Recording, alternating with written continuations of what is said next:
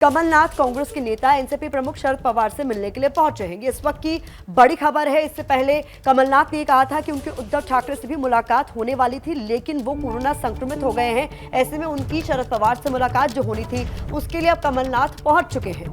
तो शरद पवार से मुलाकात करने के लिए पहुंच गए हैं कांग्रेस नेता कमलनाथ। क्या कुछ बात होती है, इस पर नजर हमारी बनी रहेगी। और खबर यह भी आ रही है कि आज शाम तक उद्धव ठाकरे इस्तीफे की पेशकश कर देंगे। इस वक्त उद्धव ठाकरे कैबिनेट की बैठक कर रहे हैं। इस बीच कमलनाथ पहुंच गए शरद पवार से मुलाकात कर। बिल्कुल, कमलनाथ ने थोड़ी देर पहले खुद ही इस बात की जानकारी दी थी कि वो उद्धव से मिलना चाहते थे, लेकिन उद्धव ठाकरे क्योंकि कोरोना पॉजिटिव हैं, इसीलिए अब वो मिलने जा रहे हैं शरद पवार से। और इसी बीच एक और बड़ी खबर भी आपको दे देते हैं। बड़ी खबर ये है कि नितिन देशमुख नागपुर एयरपोर्ट पहुंचे हैं। नागपुर एयरपोर्ट वो पहुंच गए, वो भी सूरत में मौजूद थे उन तमाम एकनाथ शिंदे के साथ, उन विधायकों के साथ जो बगावत कर गए हैं। लेकिन अब वो नागपुर एयरपोर्ट पहुंचे और उन्होंने ये कहा है कि उन्हें अगवा किया गया था। आपको याद होगा कि उनकी पत्नी ने भी इसी बात को लेकर एक रिपोर्ट भी दर्ज कराई थी। उस दिन का पूरा इतिहास मैंने बताया है कि रात को 3 बजे मैं होटल से 12 बजे निकला हूँ। रास्ते पे 3 बजे खड़ा था, लेकिन 100-200 पुलिस मेरे पीछे थे। मैं कोई वाहन आया तो वाहन में मैं बैठना चाहता था, लेकिन कोई वाहन में मेरे को बैठने नहीं देते थे। बाद में 100-150 पुलिस ने उठा के मेरे को हॉस्पिटल में लेके गए और वहाँ ऐसा एक नाटक रचा है कि मेरे को अटैक आ गया और ऐसा संदेशा ही दिया। लेकिन अटैक आने का कारण बता के कुछ तो भी मेरे बॉडी पे प्रक्रिया करना चाहते थे, यानी मेरा घात करना चाहते थे, लेकिन ईश्वर की कृपा से मैं सही सलामत हूँ, अभी भी अच्छा हूँ। मेरे को कोई प्रकार का अटैक आया नहीं, कोई प्रकार के मेरी बीपी शुद्ध बढ़ी नहीं है। सर, आप किसके साथ हो? और मैं उद्धव जी ठाकरे साहब के साथ में हूँ, हमारे नेता जी है।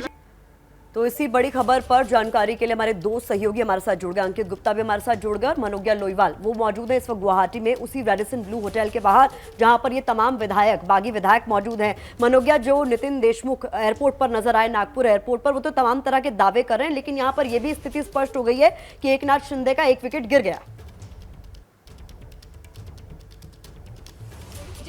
विकेट भी गिर गया और ये भी सवाल उठ रहे हैं कि क्या ये सारे आंकड़े शाम तक या कल तक इसी तरह से टिका के रख पाएंगे। जिस तरह से बातें और दावे हो रहे हैं, और बड़ी बड़ी बातें इसलिए क्योंकि अब पूरा फोकस असम पर, इसी होटल पर, जैसा आप कह भी रही थी प्रतिमा, क्योंकि ये बात सिर्फ इस होटल की या फिर यहाँ पर बैठी पूरी टीम्स की नहीं है, बल्कि उस गणित की है और उस समीकरण की है जिसको पूरी तरह से ज़मीनी स्तर पर सार्थक करने का हर प्रयास किया जा रहा है। भले वो शिवसेना हो अपनी तरफ से कर रही हो, बीजेपी कर रही हो, या फिर दूसरी ओर से उद्धव ठाकरे खुद कर रहे हों।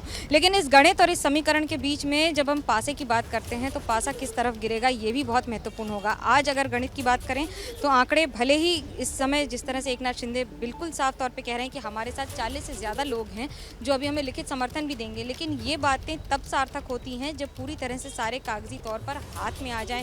चिट्ठी अभी तक गई नहीं है, उस चिट्ठी का इंतजार भी है कि जैसे ही वो चिट्ठी जाएगी उसके बाद ये साफ होगा कि अगला कदम क्या होगा।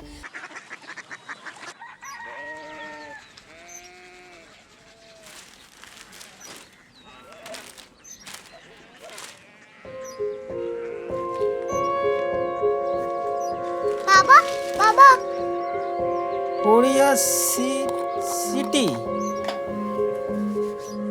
जानी ना।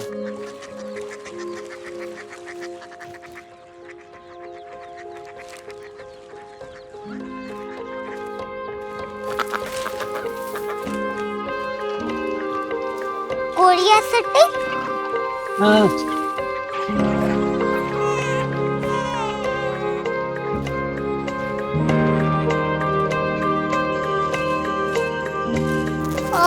कोरिया सिटी कहाँ पे है? शहर अंग्रेजी लगे हैं।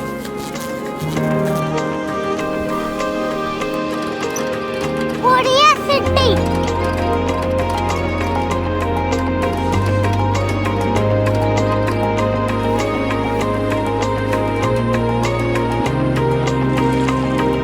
वो बहुत दूर है।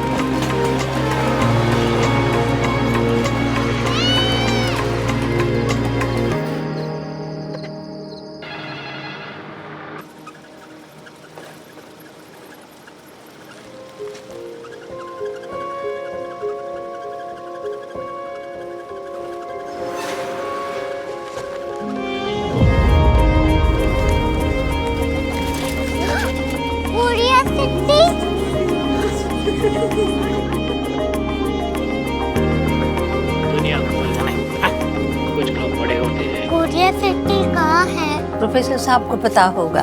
हो, ये छोटा वाला ग्लोब लगता है और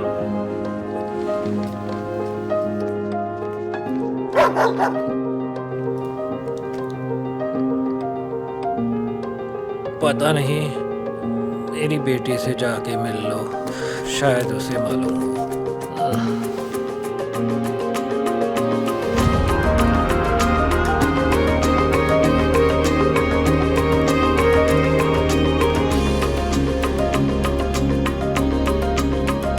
हाय, बाबा ने भेजा है। Come here. Korea city. Korea city नहीं, क्यूरियोसिटी। वो क्या? That's what brought you here. जो तुम्हें यहाँ तक ले आया। क्यूरियोसिटी।